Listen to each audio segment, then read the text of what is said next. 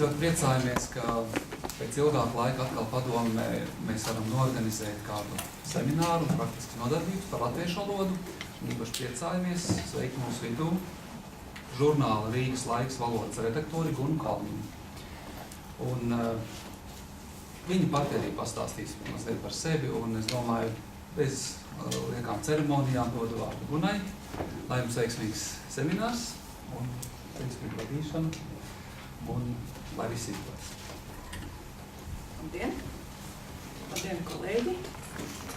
Esmu profesionāla lektore, esmu praktiķe un darītāja, tāpat kā jūs visi. Un esmu pagodināta ar šo piedāvājumu dalīties ar jums ar Rīgas laika pieredzi. 20 gadus esmu bijusi korektora un valodas redaktora, un esmu vēl pašlaik žurnālā latviešu variantā, jo tagad ir arī... Kāds nāk? Jāpalīdz kolēģiem iekļūt par pareizām valodas. Tas ieslēgt.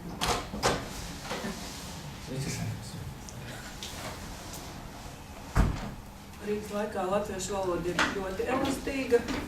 Ja pieņem to, ka Rīgas laiks ir radies bijušās žurnāla zvaigzņu vietā un ir zinātniski populārs, tad varat iedomāties, ka man ir darīšana ar visām jomām, un katrs autors vai tulkojums no New Yorker vai no Atlantika vai no kāda cita žurnāla, ko tas autors ir izpētījis un zina pilnīgi precīzi, pārtulkojot latviski, ir katrā numurā, katrā rakstā ir pilnīgi jaunu terminu kolekcija, un ar to visu ir jātiek galā, un līdz šim, labāk vai sliktāk, mēs esam ar to tikuši galā.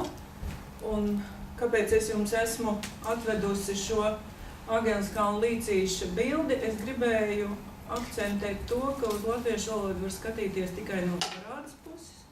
Tā nav Rīgas panorāmas pastkarte, bet tā ir viss tāpat. Latviešu valoda, tās pašas gramatikas grāmata, tie paši visi jautājumi, bet zinat, ka Rīgā ir tāda trijādības iela? Tas ir stāvot uz trijādības ielas.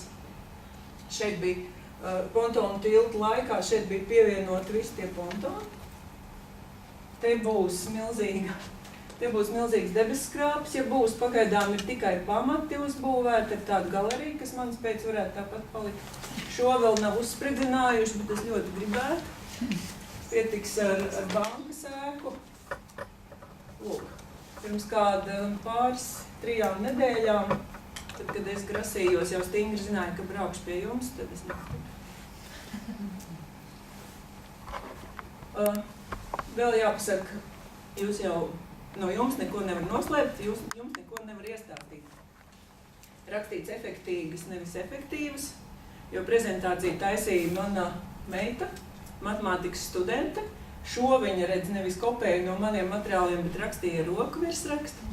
Un patiesībā es tā stingri ņemot domāju, ka diezgan efektīga ir tā strādāšana ar valodu, kāds tas efektīvs